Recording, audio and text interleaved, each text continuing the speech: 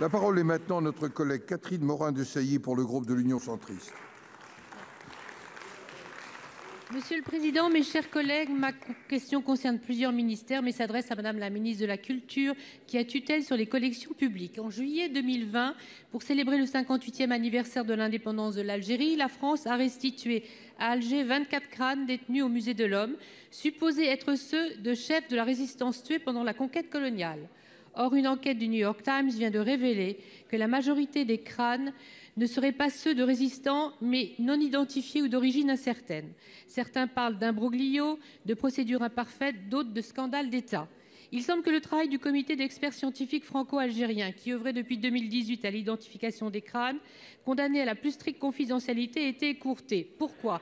Comment ce geste hautement symbolique de réconciliation, que nous ne contestons nullement sur le fond, mais sur la forme, le gouvernement ayant décidé seul d'une convention de dépôt et non d'un acte législatif de restitution, tout en revendiquant l'appellation. Pourquoi cela a été dénaturé? Madame la ministre, le Parlement, garant des collections nationales, totalement condamné dans cette affaire, et je le regrette, est en droit d'obtenir des réponses. Pour vous répondre, la parole est à Madame la ministre de la Culture. Merci. Monsieur le Président, Madame la sénatrice Morin-Desailly, merci de votre engagement sur ce sujet. Je sais que vous portez cet engagement de longue date et c'est un enjeu qui me tient très à cœur. Cette politique de restitution, c'est regarder notre histoire en face, c'est nouer des relations de partenariat et d'amitié nouvelles avec d'autres pays, avec d'autres peuples. C'est un chemin subtil, respectueux, qui est un chemin qui n'est ni celui du déni, ni celui de la repentance, qui est celui de la reconnaissance.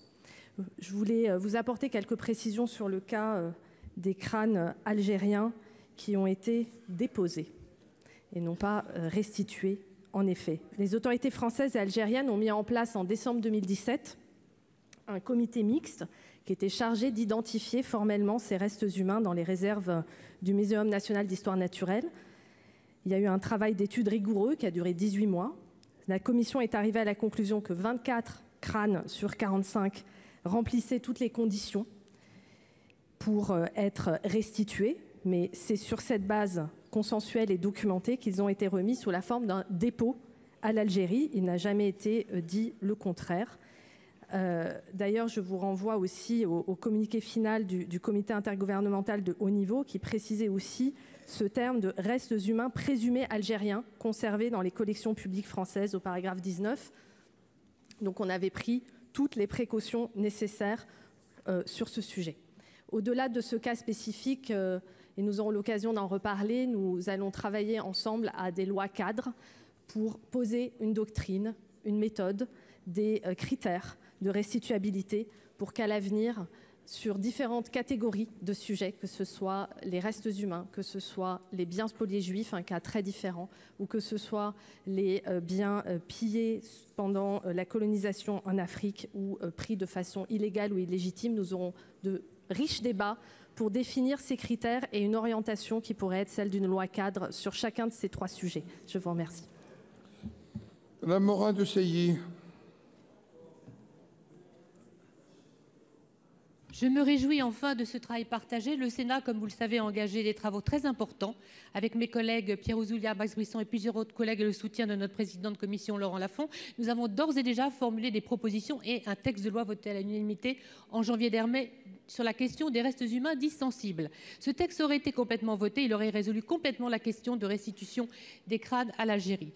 Au demeurant, je voulais signaler, Madame la ministre, que malgré tout, vous défendez l'indéfendable, car j'ai les conclusions là de la commission qui s'est réunie le 25 juin 2020, chargée d'examiner les propositions de restitution de ces restes humains d'origine algérienne. Et quelles sont quand même les conclusions de la commission?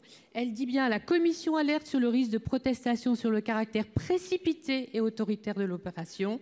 La commission note que les modalités imposées par l'urgence diplomatique interrompent le travail de mémoire réalisé par le comité d'experts. Et j'en passe, parce qu'il y a d'autres remarques qui soulignent aussi, et c'est fort dommage que le ministère de la Culture ait écarté, comme le Parlement l'a été, de cette procédure. Je pense qu'il faut remettre de l'ordre dans ce sujet pour souligner l'importance du bien fondé de la réconciliation des mémoires. Merci. La parole est à notre collègue Florence